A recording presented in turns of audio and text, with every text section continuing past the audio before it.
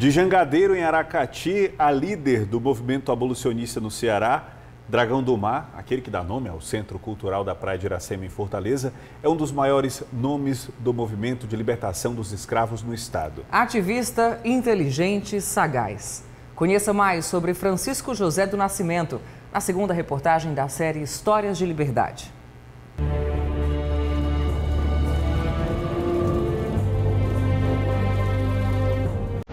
O transporte de escravos entre províncias brasileiras era realizado em navios negreiros, atracados em portos que também utilizavam mão de obra escrava. Em Fortaleza, não foi diferente. Naquela época, a infraestrutura do porto era muito precária. Não é como hoje em dia, que existe maquinário, que existe tecnologia. Naquela época, quem fazia o carregamento, de mercadorias, colocava nas costas, muitos deles eram escravos. E outros eram ex-escravos. E quem fazia o embarque e desembarque de pessoas e passageiros eram jangadeiros. Com a seca de 1877, a economia do Ceará entrou em declínio. Fazendeiros venderam escravos para os cafezais do sudeste do país, o que aumentou o fluxo no porto da capital. Neste cenário, surge a indignação do jangadeiro aracatiense Francisco José do Nascimento, o Chico da Matilde, ou Dragão do Mar. Aos 20 anos de idade, Dragão do Mar se mudou para Fortaleza e ajudou na construção do antigo porto, localizado na região da comunidade do Poço da Draga. Depois foi marinheiro e prático-mor da Capitania dos Portos, responsável pela condução de navios até a atracação. Mas em 1881, um fato mudaria completamente a história do filho ilustre de Aracati. Quando os abolicionistas da Cearense Libertadora descobriram que iria ocorrer um novo embarque de escravos no dia 30 de agosto de 1871, eles decidiram fazer a 4ª greve portuária para impedir o embarque. E entraram em contato com Napoleão, que era um ex-escravizado, que havia liderado as 3 primeiras greves. Só que Napoleão era uma pessoa mais de idade e sugeriu o nome do Chico da Matilde, que era o apelido do Francisco José do Nascimento, que era então funcionário do porto e que viria mais tarde a ser o Dragão do Mar. Então o Dragão do Mar era abolicionista, ele participou das 3 primeiras greves, não como liderança, mas como parte delas. Então ele era a pessoa ideal porque ele já tinha tanta influência, se não mais, que o próprio Napoleão, frente aos operários do porto e junto com os jangadeiros. A mobilização liderada por Dragão do Mar se tornou exemplo de ativismo social no Ceará. Até então, a movimentação, a atitude de pessoas era mais, em termos de rebeldia, conflitos, de rebeliões e tudo mais.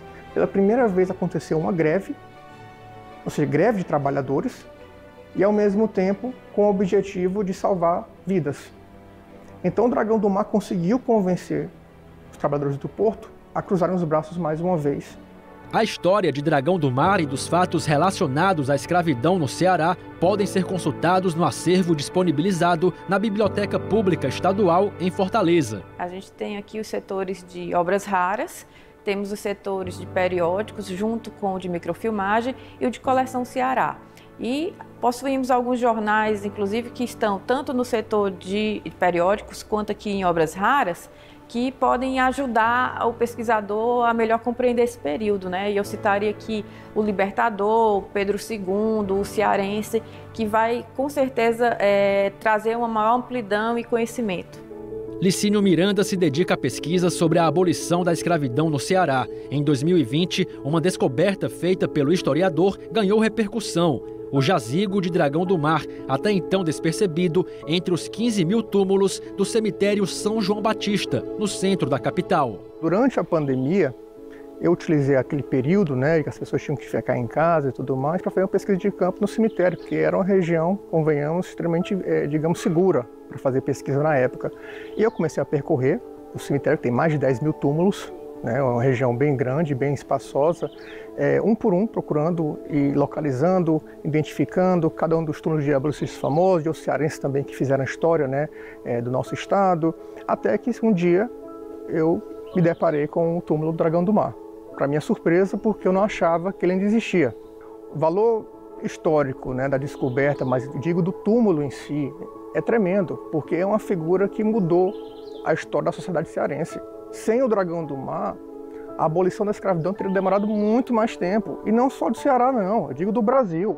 Dragão do Mar morreu em 5 de março de 1914, aos 75 anos, como primeiro-tenente honorário da Armada. Se eternizou como referência de coragem e liberdade, uma inspiração para quem faz do mar a segunda casa. O Dragão do Mar era um cara, um grande pescador e grande guerreiro, ok? Que foi de Fortaleza para o Rio de Janeiro, de jangada. Naquela época uma coisa muito difícil, né? Não tem a tecnologia que a jangada tem hoje, entendeu? A vida de pescador é dura.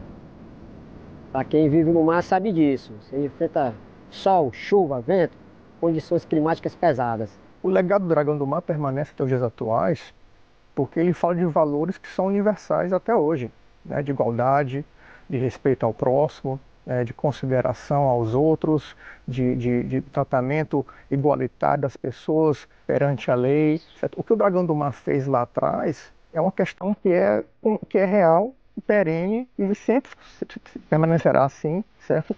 Para todo sempre.